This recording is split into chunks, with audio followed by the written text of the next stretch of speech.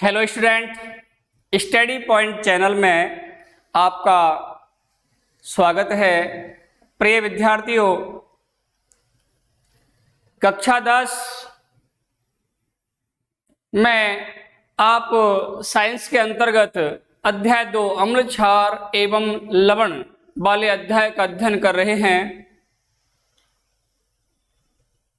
Dear student, according to NCERT syllabus आपको पढ़ाया जा रहा है। जो भी टॉपिक एनसीईआरटी सिलेबस में दे रखे हैं हम उन्हीं का अध्ययन कर रहे हैं। मैंने पिछले टॉपिक में आपको याद हो तो मैंने आपको 2 टॉपिक करवाए थे। उनमें एक तो था क्या होगा जब अम्ल को घोला जाए, कि अम्ल का जलीय विलयन में क्या होता है। अम्ल का जलीय विलयन में क्या होता है।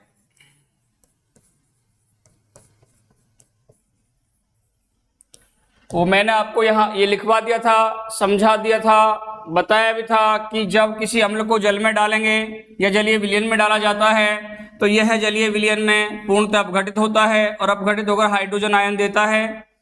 उत्पन्न हुआ यह हाइड्रोजन आयन स्वतंत्र अवस्था में नहीं होता बेटा। स्वतंत्र अवस्था का मतलब है यह अत्यधिक क्रियाशील होता है। इसकी क्रियाशीलता बहुत जबरदस्त होती है। यह तुरंत जल के अणु के साथ संयुक्त हो जाएगा और जल के अणु के साथ संयुक्त होकर क्या बना लेता है, H3O+ हाइड्रोनियम आयन, जो अम्लीय प्रकृति को प्रदर्शित करेगा। H3O+ किसको दर्शाएगा, पदार्थ की अम्लीय प्रकृति को प्रदर्शित करता है। किसी भी पदार्थ में अम्लता का होना या अम्लीय गुण को प्रदर्शित करना या अम्लीय गुण होने का द्योतक या उसका उत्तरदायित्व हाइड्रोनियम आयन होता है। कोई भी पदार्थ यदि हाइड्रोनियम आयन का निर्माण करता है, हाइड्रोनियम आयन की उत्पत्ति वहां होती है, हाइड्रोनियम आयन वो बना लेता है, हाइड्रोनियम आयन वो बना लेता है, तो वह अम्ल कहलाता है। क्या कहलाता है, अम्ल कहलाता है। इसी बुक में आपके पीछे प्रश्न दिया हुआ है कि बिना जल के अम्ल अम्लीय गुण प्रदर्शित नहीं करता। बच्चों आप सब जानते हैं बिना जल के, देखो HCl है, HCl, ये आगे लिख दिया इसमें शुष्क HCl गैस, हाइड्रोक्लोराइड गैस है। ये लिटमस पत्र के साथ कोई व्यवहार नहीं करता। आपकी बुक में ये सारे प्रश्न दे रखे हैं, तो मैंने आपको यहां ये क्लियर लिखवा दिया था, क्योंकि ये क्या नहीं कर सकता, हाइड्रोजन आयन नहीं देगा। जब हाइड्रोजन आयन नहीं देगा तो ये जल के साथ, जब जल ही नहीं है तो हाइड्रोनियम HCl शुष्क HCl हाइड्रोजन आयन नहीं देगा। हाइड्रोजन आयन नहीं देगा तो एक फर्स्ट बात तो ये होगी कि हाइड्रोजन आयन ही नहीं देगा, क्योंकि जल ही नहीं है उसमें। फर्स्ट बात तो ये हो गई।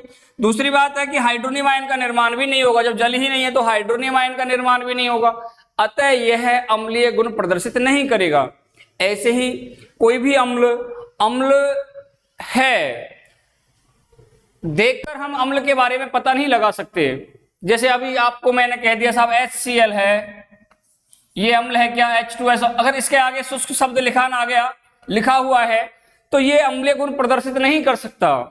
अम्लीय गुण के लिए जरूरी क्या है कि उस पदार्थ में को जलीय विलयन में डाला जाए, और जलीय विलयन में डालने पर यदि वह पदार्थ पूर्णतः अपघटित हो जल में और अपघटित होकर क्या दे, H+ आयन, हाइड्रोजन आयन दे।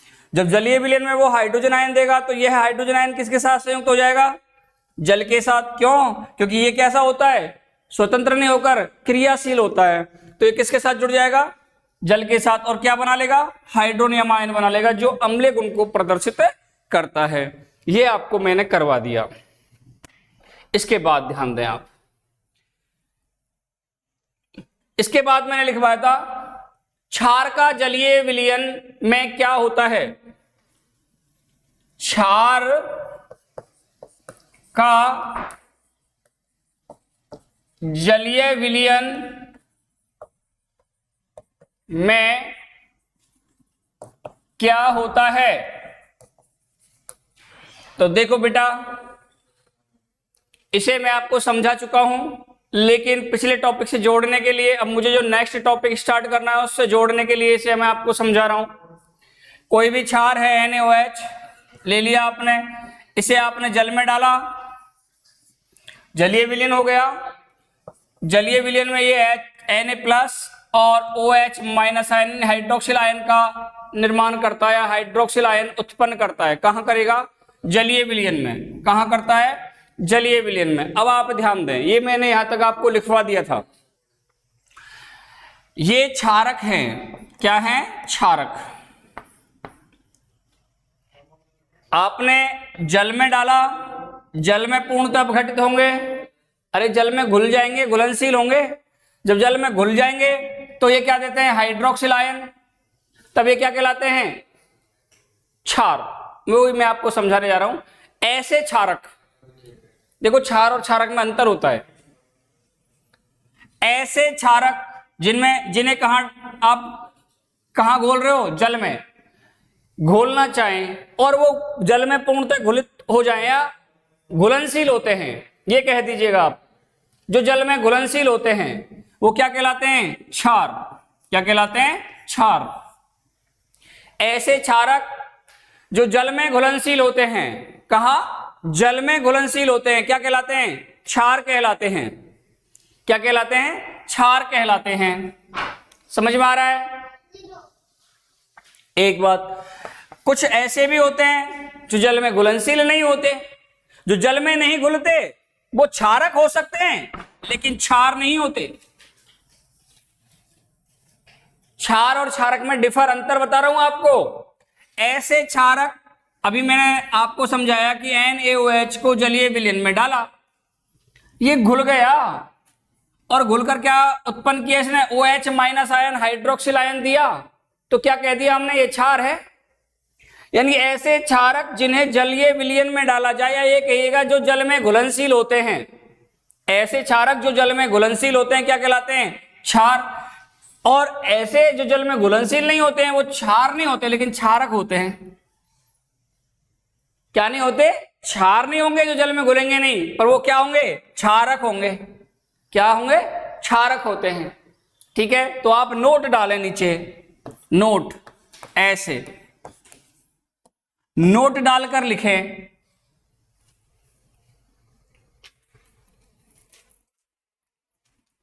ऐसे क्षारक जो जल में घुलनशील होते हैं, ऐसे क्षारक जो जल में घुलनशील होते हैं क्षार कहलाते हैं। ऐसे क्षारक जो जल में घुलनशील होते हैं क्षार कहलाते हैं।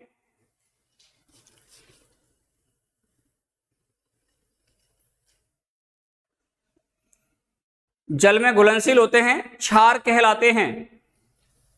क्षार कहलाते हैं। जबकि कुछ क्षारक जल में अघुलनशील होते हैं। जबकि कुछ क्षारक जल में अघुलनशील होते हैं। जबकि कुछ क्षारक जल में अघुलनशील होते हैं। कुछ क्षारक जल में अघुलनशील होते हैं। अर्थात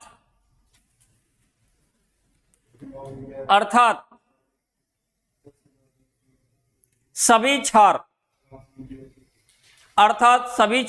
क्षारक होते हैं। अर्थात सभी क्षार क्षारक होते हैं। सभी क्षार कैसे होते हैं? क्षारक होते हैं, लेकिन सभी क्षारक क्षार नहीं होते। लेकिन सभी क्षारक क्षार नहीं होता, अर्थात जो घुलेगा नहीं वो क्षार नहीं होगा। जल में जो घुलेगा ही नहीं वो क्षार होगा क्या? नहीं। लेकिन सभी क्षारक क्षार नहीं होते। लिख लिया क्या? सबने अपनी नोटबुक में नोट कर लिया ना, ये समझ में आ गया। क्षारक कौन है?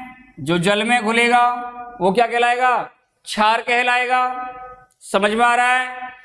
और जो जल में घुलेगा नहीं, अच्छा एक बात बताओ, इसका मतलब क्षार तो क्षारक होते हैं, क्षार तो क्या होते हैं? क्षारक होते हैं भाई, जल में घुलो चाहे ना घुलो, सॉरी, जल में क्षार कौन से होते हैं? जो जल में घुल जाएंगे, जो जल में घुल जाएंगे वो क्या कहलाएंगे? क्षार। लेकिन वो क्षारक तो पहले से ही है ना। और कुछ ऐसे क्षारक भी तो होते हैं जो जल में नहीं घुलते, वो क्या क्षार होंगे? क्षार तो नहीं होंगे, लेकिन क्या कहलाएंगे? क्षारक। क्या कहलाएंगे? क्षारक तो वो हमेशा कहलाते हैं। ठीक है बेटा? अच्छा, अब ध्यान दें आप,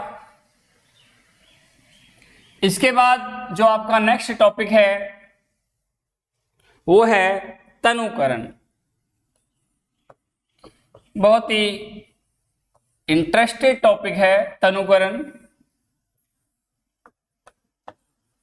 पेन कॉपी यानी कि जो आपकी नोटबुक है उसे साइड में रखें और इसे आप अच्छे से समझ लें। जब ऑफलाइन क्लास चल रही थी तो मुझे आज अच्छे से याद आ रहा है, मैंने आपको तनु विलयन और सांद्र विलयन के बारे में बताया था। मैंने वहां आपको बताया होगा तनु और सांद्र विलयन के बारे में कि विलयन की जो प्रकृति होती है दो प्रकार की होती है, तो तनु विलयन और एक सांद्र विलयन, जिन्हें साधारण बोलचाल में हम कहते थे, जैसे सांद्र है इसको तो क्या कह दिया हमने? गाढ़ा विलयन। क्या कह दिया? गाढ़ा विलयन। और तनु को क्या कह देते हैं हम? पतला विलयन। कैसा विलयन? पतला विलयन। हम ज्यादा करके ऐसे बोल देते हैं साधारण भाषा में। ठीक है?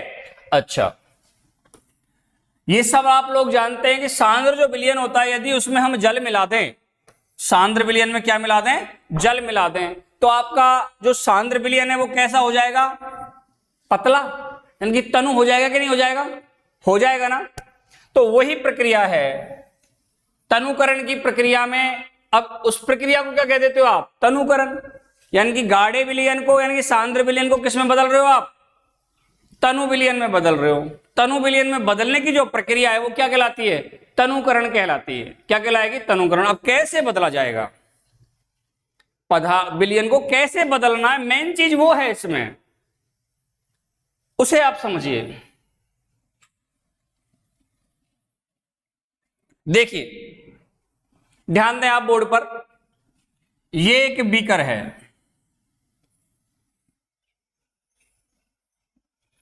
ये दूसरा वाला बीकर है,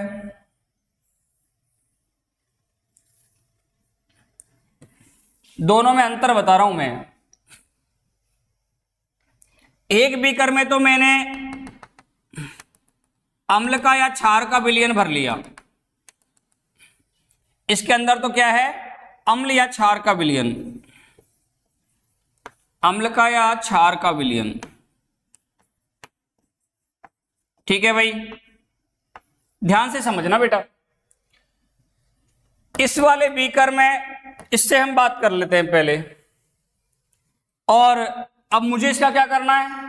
तनुकरण। क्या करना है? तनुकरण। तनुकरण का मतलब मुझे इसे जल में डाल दूं, जल इसमें डाल दूंगा तो इसका क्या हो जाएगा? तनुकरण हो जाएगा। यदि मैं इसमें जल मिला देता हूं तो ये कैसा हो जाएगा? पतला, यानी कि तनु हो जाएगा। विलयन की प्रकृति कैसी हो जाएगी? तनु। तनु हो जाती है ना। एक तो ये प्रक्रिया है हमारे पास तनुकरण की। एक दूसरा तरीका और बताता हूं मैं।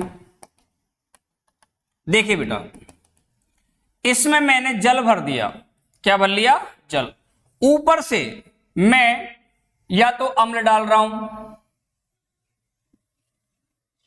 यदि मुझे अम्ल के विलयन को तनु करना है तो मैं अम्ल डालूंगा, यदि मुझे क्षार के विलयन को तनु करना है तो मैं क्षार डालूंगा।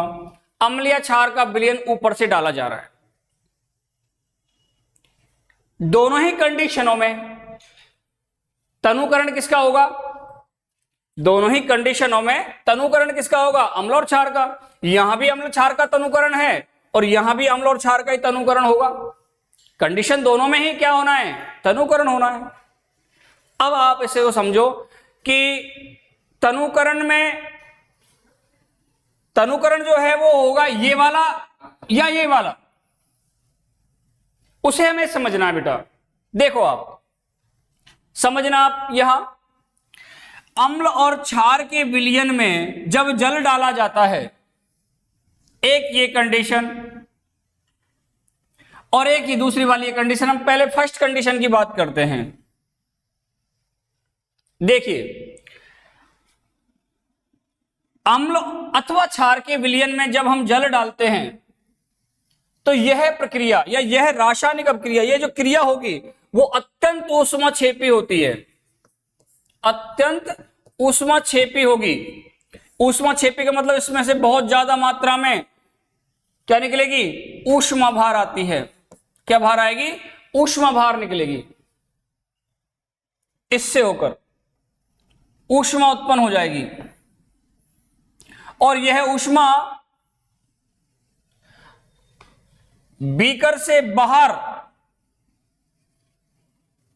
निकल आएगी। अगर आप प्रयोग करता हो, आप प्रयोग कर रहे हो, हाथ में आपने बीकर पकड़ रखा है, तो यह विलयन पूरा का पूरा आस्फलित हो जाएगा। आस्फलित का मतलब यहां से बाहर निकलने लग जाएगा और आपके हाथों को भी जला देगा। मेरी बात पुनः ध्यान दें आप। हम क्या कर रहे हैं? अम्ल या क्षार के विलयन में जल मिलाकर उसे तनुकरण कर रहे हैं, उसे तनु बना रहे हैं विलयन को। अगर मैं ऐसा करता हूं तो क्या होगा? ध्यान देना। यदि अम्ल या क्षार के विलयन में जल मिलाया जाए, तनुकरण तो जल से ही होगा, पतला करना है उस विलयन को मुझे, तनुकरण का मतलब समझ रहे हो आप। तो जल जब मिलाया जाएगा तो यह प्रक्रिया क्या होती है? अत्यंत ऊष्माक्षेपी। और ऊष्माक्षेपी का मतलब है यहां ज्यादा मात्रा में ऊष्मा निकलेगी और यह ऊष्मा इतनी निकलती है कि विलयन जो ये पात्र होता है, जिस पात्र में अभिक्रिया करवाई जा रही होती है, ऊष्मा उस पात्र से होकर बाहर निकलने लगती है। ऐसे पूरा का पूरा विलयन ही निकलने लग जाएगा। इतनी भयंकर तेज रिएक्शन होती है ऊष्माक्षेपी अभिक्रिया। अब आपने अभिक्रिया करा रहे हो, आप प्रयोग कर रहे हो, आप तो बीकर को आप अपने हाथ से पकड़े खड़े हो। जैसे ये आपका एक बीकर है, खुलता है कि ये बीकर है आपका, मान लें, तो आपने इसमें अम्ल और क्षार का विलयन पहले से भर रखा है, ऊपर से जल और डाल दिया इसमें। अब इसमें से जो ऊष्मा बाहर निकलेगी ये पूरा का पूरा विलयन के साथ बाहर आएगा। तो जब आप इसे पकड़े हुए हो तो इसमें से निकलने वाला ये विलयन, ये जो ऊष्मा है, आपके हाथों, जब आपके जो हाथ हैं, जो आपने स्पीकर को पकड़ रखा है, आपके हाथों को जला देगा।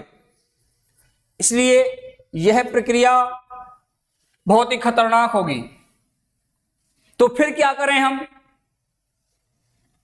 देखो बेटा, ये आपने बीकर में जल भर रखा है, ऊपर से धीरे धीरे आराम से हिलाते हुए, जैसे जैसे आपने अम्ल या क्षार, यदि आप अम्ल को तनुकरण कर रहे हैं तो अम्ल का विलयन डालेंगे, या क्षार का तनुकरण कर रहे हैं तो आप क्षार का विलयन डालेंगे। जब उसे आप जल में डालोगे तो यह प्रक्रिया सामान्य तय होती है और इसमें धीरे धीरे अम्ल और क्षार को, अम्ल अथवा क्षार को डाला जाता है। तो इसमें होता क्या है? प्रति इकाई आयतन में, अम्ल या क्षार के प्रति इकाई आयतन में, अम्ल है तो हाइड्रोनियम आयन की सांद्रता में, या और क्षार है तो OH- आयन की सांद्रता में कमी होती चली जाती है। यदि आप अम्ल का तनुकरण कर रहे हैं तो अम्ल में क्या होता है? हाइड्रोनियम आयन, तो हाइड्रोनियम आयन की सांद्रता में प्रति इकाई आयतन में कमी होगी। हाइड्रोनियम आयन की सांद्रता में प्रति इकाई आयतन में कमी होगी। चाहे यहां करवा लो चाहे यहां करवा लो, बात तो वही है। लेकिन यहां क्यों नहीं करवा सकते सब क्रिया को? क्योंकि यहां हाथ जलने का खतरा है, प्रयोगकर्ता दुर्घटनाग्रस्त हो सकता है। यहां अभिक्रिया सामान्य होती है, इसलिए यह अभिक्रिया तनुकरण के लिए उपयुक्त अभिक्रिया है। आ गया समझ में? तनुकरण है क्या? तनुकरण में भी मैंने बताया, जब आप जल में अम्ल अथवा क्षार मिलाते हैं। अब आप क्या कह रहे हैं? मैंने अभी बताया, ऐसा तो नहीं है कि आप अम्ल और क्षार में जल मिला रहे हैं, ऐसे थोड़ी लिखेंगे। क्या लिखेंगे? जब हम जल में अम्ल एवं क्षार मिलाते हैं। समझ में आ रहा है? जल में क्या कर रहे हैं? अम्ल अथवा क्षार मिला रहे हैं। तो क्या होगा? अम्ल अथवा क्षार में क्या होते हैं? अगर अम्ल है तो उसमें हाइड्रोनियम आयन होगा और क्षार है तो उसमें क्या होगा? हाइड्रोक्सिल आयन होगा, OH- आयन होगा। तो अम्ल अथवा क्षार जब मिलाया जाता है तो हाइड्रोनियम आयन अथवा हाइड्रोक्सिल आयन की सांद्रता में के प्रति इकाई आयतन में कमी होगी। विलयन में हाइड्रोनियम आयन और अथवा कौन से हाइड्रोक्सिल आयन की सांद्रता में प्रति इकाई आयतन में कमी होगी, इसे क्या कहते हैं? तनुकरण। क्या कहते हैं? विलयन का तनुकरण। तो आप पहले हेडिंग डालें तनुकरण, हेडिंग डाल लीजिएगा तनुकरण, हेडिंग डालें तनुकरण। लिखें, बोलो क्या करेंगे आप? अम्ल एवं क्षार में जल या जल में अम्ल अथवा क्षार? जल में अम्ल अथवा क्षार मिलाओगे। समझ में आ गया ना? ये अब क्रिया नहीं करवानी, ये वाली अब क्रिया करवानी है आपको। लिखें आप, जब जल में अम्ल अथवा क्षार को मिलाया जाता है, जब जल में अम्ल अथवा क्षार को मिलाया जाता है तो विलयन के प्रति इकाई आयतन में, तो विलयन के प्रति इकाई आयतन में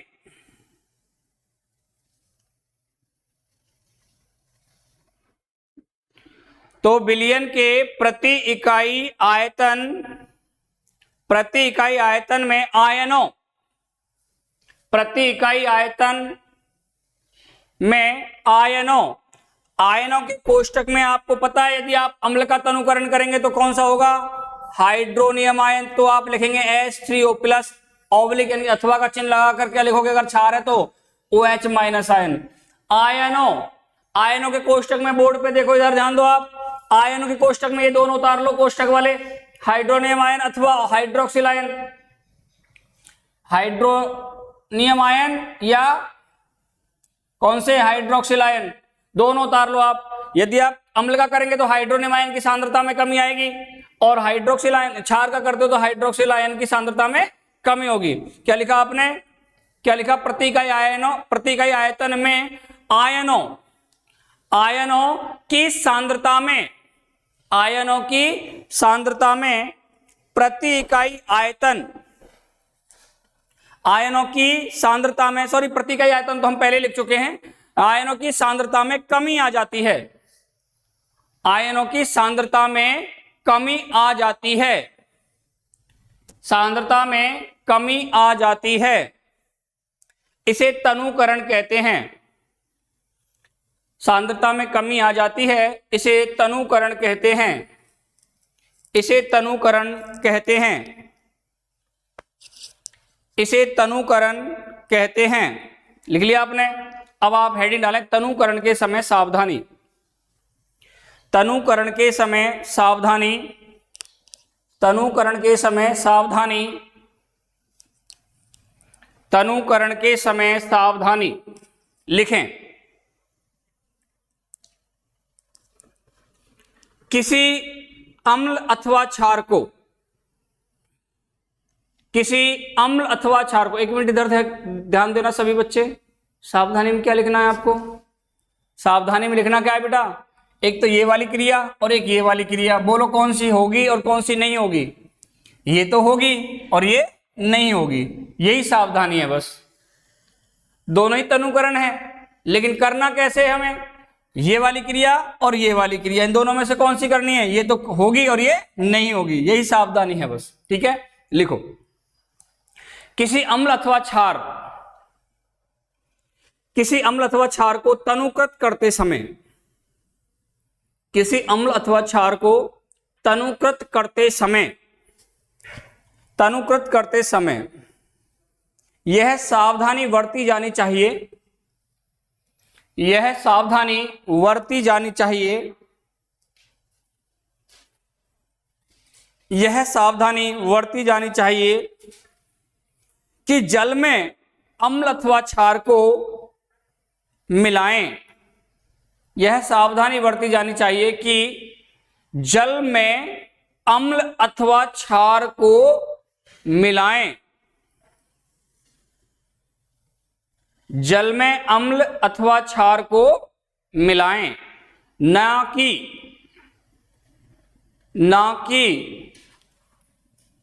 अम्ल अथवा क्षार में जल को, ना कि अम्ल अथवा क्षार में जल को।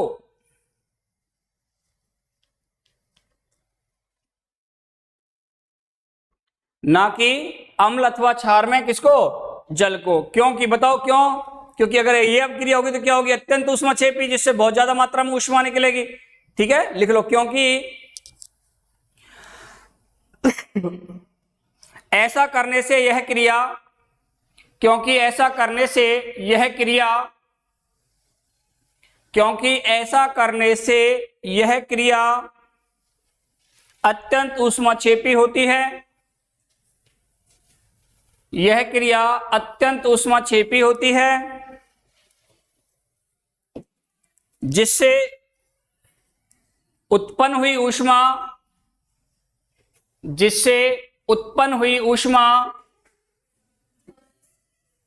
जिससे उत्पन्न हुई ऊष्मा के कारण, उत्पन्न हुई ऊष्मा के कारण, जिससे उत्पन्न हुई ऊष्मा के कारण, उत्पन्न हुई ऊष्मा के कारण आस्फलित होकर विलयन, आस्फलित होकर विलयन, उत्पन्न हुई ऊष्मा के कारण आस्फलित होकर विलयन, आस्फलित होकर विलयन बीकर से बाहर आ सकता है। आस्फलित होकर विलयन बीकर से बाहर आ सकता है। आस्फलित होकर विलयन बीकर से बाहर आ सकता है। अथवा, अथवा स्थानीय ताप में वृद्धि के कारण, अथवा स्थानीय ताप में वृद्धि के कारण, अथवा स्थानीय ताप में वृद्धि के कारण, अथवा स्थानीय ताप में वृद्धि के कारण प्रयोग में लिया गया कांच का पात्र टूट सकता है। प्रयोग में लिया गया कांच का पात्र टूट सकता है। प्रयोग में लिया गया कांच का पात्र टूट सकता है और प्रयोगकर्ता टूट सकता है और प्रयोगकर्ता दुर्घटनाग्रस्त हो सकता है, और प्रयोगकर्ता दुर्घटनाग्रस्त हो सकता है। प्रयोगकर्ता दुर्घटनाग्रस्त हो सकता है। प्रयोगकर्ता दुर्घटनाग्रस्त हो सकता है।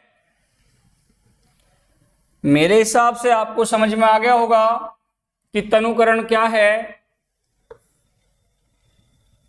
तनुकरण क्या है, समझ में आ गया ना? एक बार पुनः आपको मैं दोबारा समझा रहा हूं, एक बार और समझ लें आप। देखो बेटा, ये कोई बीकर है,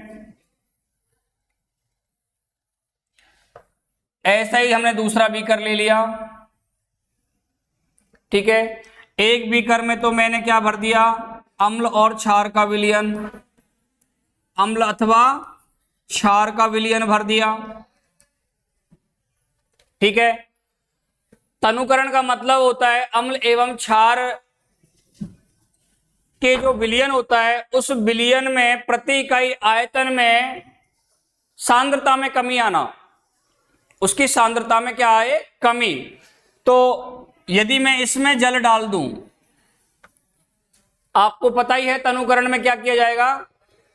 अम्ल या क्षार में जल या जल में अम्ल क्षार डाला जाएगा। अगर मैं ये रिएक्शन करता हूं, ये प्रयोग के माध्यम से मैं तनुकरण आपको क्लियर करता हूं, तो आप सब जानते हैं कि यहां होगा तो तनुकरण ही, ऐसा नहीं है कि ये तनुकरण नहीं होगा, लेकिन यहां क्या होगा कि यह अभिक्रिया इतनी भयंकर ऊष्माक्षेपी होगी कि यहां विलयन जो है आस्फलित होकर बाहर आ जाएगा आपके बीकर से। यह भी हो सकता है कि इतनी ज्यादा ऊष्मा उत्पन्न हो कि ये जो कांच का पात्र है यही टूट जाए। ऊष्मा अगर ज्यादा उत्पन्न हुई तो कांच का पात्र भी तो टूट सकता है। कांच का पात्र टूट गया तो निश्चित है जो प्रयोग करता होगा वो दुर्घटनाग्रस्त ही हो जाएगा। एक बात तो ये हो गई। दूसरी बात देखिए, यहां हमने क्या भर दिया बेटा, जल भर दिया, और हम अम्ल का या क्षार का किसी का भी तनुकरण कर रहे हैं। यदि हम अम्ल का कर रहे हैं तो अम्ल, और यदि क्षार का करते हैं तो क्षार।